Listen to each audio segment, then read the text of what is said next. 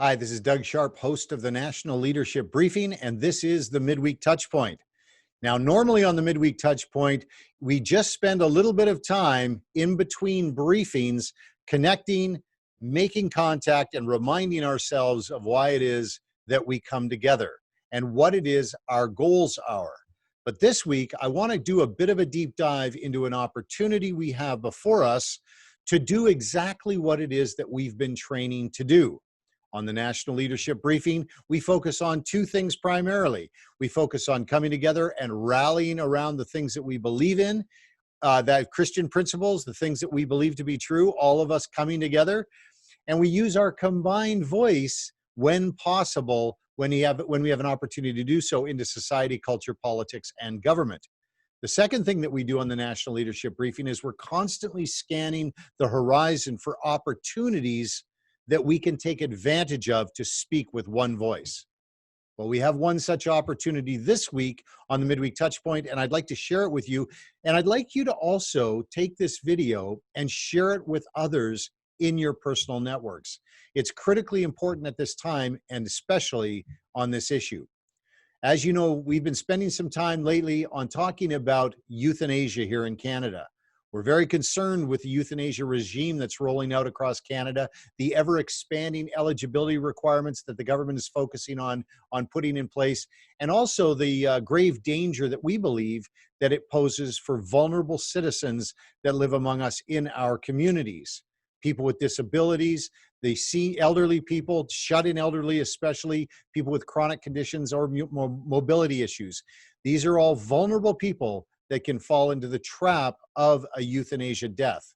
Now, what's happening in British Columbia right now is something that the whole nation should be watching, because the government of British Columbia, local governments, and activists within the medical aid and dying activism community are all focusing their attention on breaking the will of one hospice house in British Columbia to make a point as to what happens when a hospice house refuses to provide euthanasia death within their palliative care facility. And I'm referring to, of course, Delta Hospice House. This is a hospice provider that is run by a board of volunteers in Delta in the Lower Mainland in British Columbia. And they have been pressed, and I mean pressed hard, over the course of these last few months, especially by the provincial government of British Columbia, who has withdrawn their funding of $1.5 million. They have been harassed by the mayor of the city, who has canceled their property tax exemption, and now they are at now have to required to pay an extra $25,000 per year in property taxes. They're getting pressed by and coerced by the member of the Legislative Assembly, who are encouraging audits of the organization. And they are also having activists from across the country join their society with the express intent of overwhelming the board of directors there and voting out those that would stand in defense of a hospice society's authority to simply provide palliative care services and not allow MAID or medical aid in dying or euthanasia within their operation. So there is a group of activists who have gone out, and they have had thousands of people join the society with the intent of overwhelming the board at meetings and voting them out, who are standing in defense of the things that we believe in. So what can you and I do right now? This opportunity, what can we do? Well, we can actually, as a nation now, rise up and stand in defense of those who are under attack at Delta Hospice House. We can actually take a moment of our time and go to savedeltahospice.com. That's savedeltahospice.com. And you yourself become a member of that society. And when you are called upon as a member of that society, you can vote in favor of defending hospice and their right to only provide palliative care services and to refuse to serve euthanasia death. Now, you might say to yourself, well, I live a long way away from the Lower Mainland in British Columbia. But I can assure you, hospice providers across Canada right now are watching the war that is being raged on this hospice house in the Lower Mainland. And those people in your community, are very concerned that that is a war that is going to be coming to their front door very soon.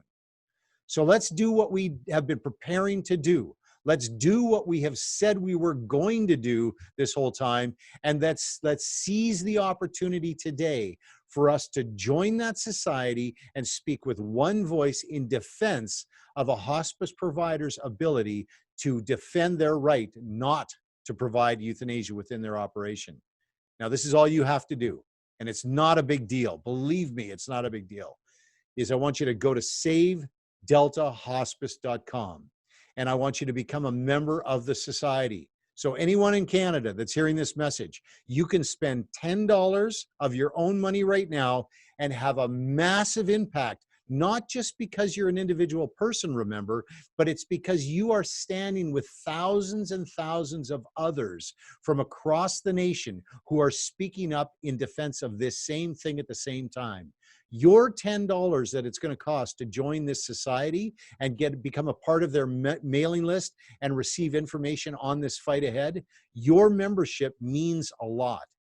And the membership of the people in your personal network does too. So if you're a pastor and you're receiving this message, share this message with your church congregation. Share this opportunity for us to stand together. If you're a member of an organization, a social club, if you have a Facebook page, if you have any kind of contact with a bridge club or any kind of social network, share this information and encourage them to join the Delta Hospice and stand in support of one operation's ability to defend the right to remain palliative care providers and refuse to provide euthanasia services. This is important for all of us.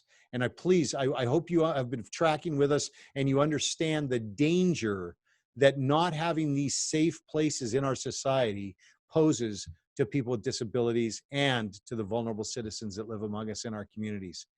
If you'd like more information about this, please ask. Please join us on the next National Leadership Briefing because we're going to be following up on this message.